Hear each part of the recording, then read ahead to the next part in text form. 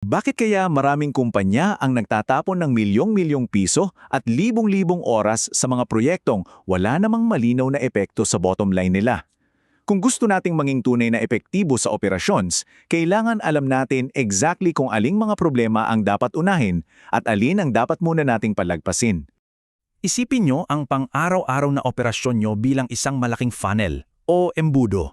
Sa pinakataas niyan, nandiyan ang ating operational chaos.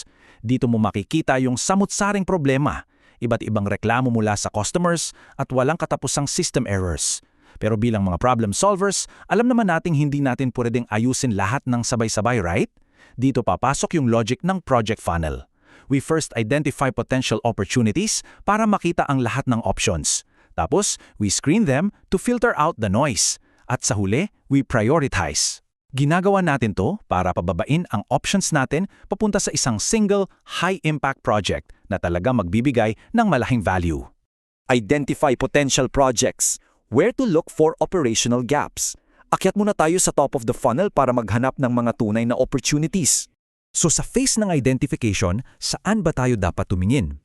Una, nandiyan ang mga missed annual goals at KPI performance gaps. Halimbawa, sa isang BPO setting, kapag laging bagsak ang average handling time o AHT ng isang department buwan-buwan, malinaw na opportunity yan. Pangalawa, tinitingnan natin ang high customer complaints. Sa logistics for example, kung laging may delayed deliveries na inirereklamo ang mga kliyente, target agad yan for Six Sigma.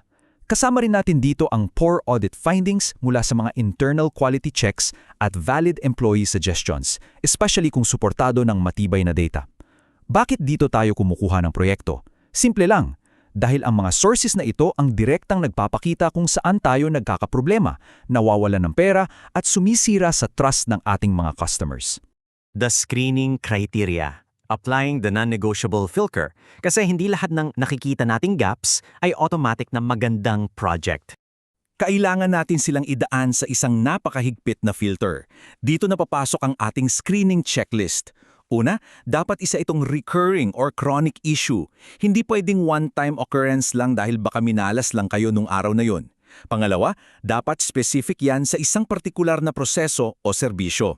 Pangatlo, at ito yung madalas talagang makalimutan, dapat may measurable metric. Remember, you cannot improve what you cannot measure. Kung wala kang data na pagbabasehan, hula-hula lang ang gagawin mo. Pang-apat, the improvement opportunity should have a significant financial impact. At panglima, kailangan may alignment yan sa goals ng senior management. Kapag ni-skip ninyo ang mga checks na ito, ang malaking operational impact niyan is magsasayang kayo ng buwan sa pag-solve ng mga problemang wala namang tunay na bigat sa kumpanya. Bilang inyong Master Black Belt, gusto kong idiin ng mabuti ang golden rule natin sa screening stage na ito. All criteria must pass. Zero exceptions allowed. Kapag sinabi kong zero, ibig sabihin walang palusot at walang shortcut.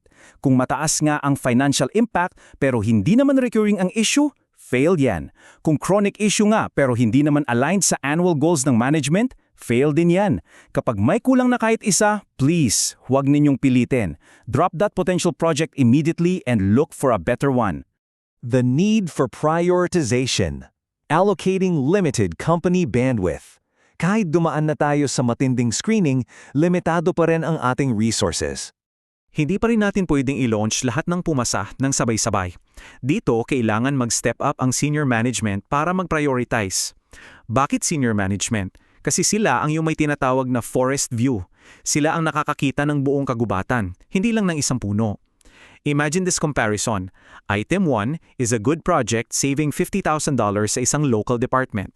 Pero si Item 2 can save over $1 million enterprise-wide. Kung hahayaan lang natin ang mga departments na magkanya-kanya, baka mapunta ang napakaliit nating resources doon sa 50K project.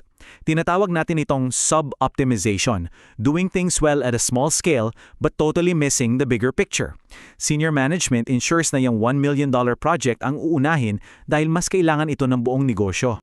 Ano pa ba ang mga factors na tinitignan natin sa prioritization? Bukod sa financial impact, mahalaga rin ang high urgency o compliance. Halimbawa, may risk ba na i-shutdown ng regulators tulad ng LTO or FDA ang buong operasyon ninyo kung hindi ito maaayos agad? Napakataas na priority niyan. Nandyan din ang direct customer impact at ang execution difficulty level ng proyekto. Mahirap ba itong gawin? Panghuli, ang cultural change acceptance. Kung ipapatupad ba natin ang bagong prosesong ito sa mga local branches ng inyong paboritong fast food chain, madali ba itong tatanggapin ng mga empleyado o magkakaroon ng malawakang pushback? Binabalanse ng management ang lahat ng ito para mahanap ang proyektong hindi lang malaki ang value kundi kaya ring i-execute.